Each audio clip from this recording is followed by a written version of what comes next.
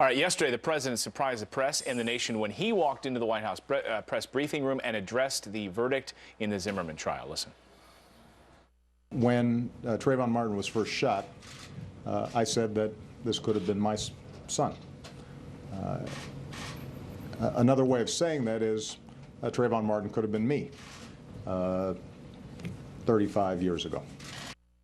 But should the president even be weighing in on this controversy, and what exactly is he saying? Joining us now with his reaction is radio talk show host David Webb. David, thanks a lot for joining us. There are a lot of ways to look at the Zimmerman trial, it seems to me, but the president clearly sees it as a referendum on race relations in America. He's making it about race. Right, and he hasn't. Let me say this. Should the president have weighed in, any president, regardless of party? I think he could have done so succinctly, but this off-the-cuff supposed remark, he came in with his notes, he stood there, and that's fine. It's what he did when he wanted multiple bites at the apple. He paints a monolithic approach. In other words, most blacks have been profiled. Most black men have been profiled.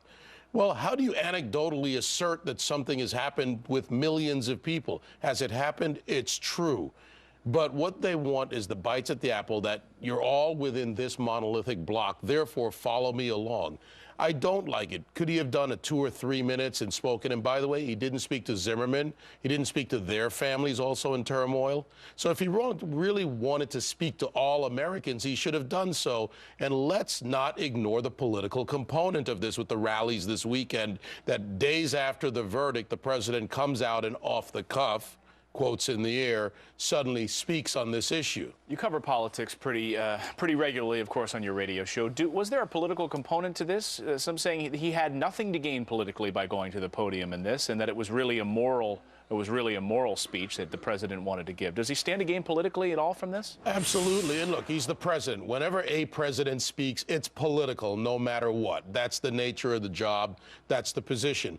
He stands to gain because this is going to rebut the criticism from his base. And when you look at who's out there supporting him, because it's not just the president. Be specific. What criticism from his base? That he hasn't been outspoken from the black community. He's received criticism for not being more vocal on this, for not coming out. They issued a written statement, not another statement, not another construct son. Now the construct is it could have been me. Yes, it could have been you, but that's your experience. My experience is to my best of my knowledge, have never had someone clutch their purse. Now, has somebody done it? Yes, but do I care?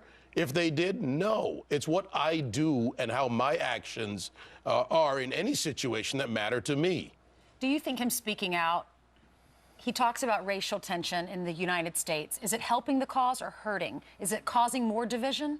It'll be used by others. I think we have to let it play out a little bit more. It'll be used by others, and I'll cite some specific examples.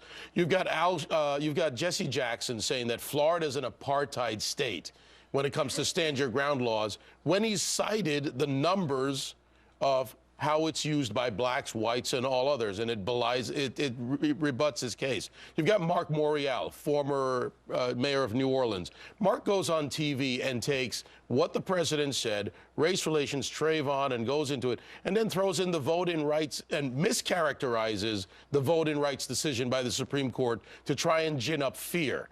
And Al Sharpton and the others, they all go out and play this game when, in fact, if you want to have a real conversation, have a conversation about what you can do. You want 100 rallies in 100 cities? How about 100 meetings in community centers across the country to say, hey, neighborhood watches, hey, people in the community, come down. Let me show you about interacting with each other. Maybe you should wear jackets, and maybe you should identify yourself or have identifying flashlights. Do something to show people how they can interact with each other. Those are real conversations. 100%, because if these two men had had a real conversation on the streets, he could have said, hey, I'm just visiting my dad who lives a few blocks away.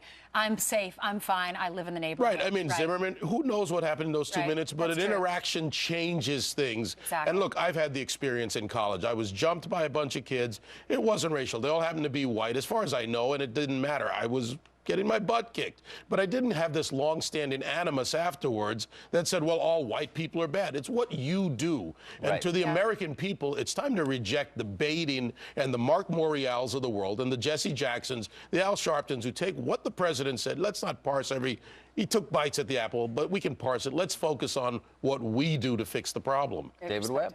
Thank you. Nicely put. Thank you very much. Thanks, David.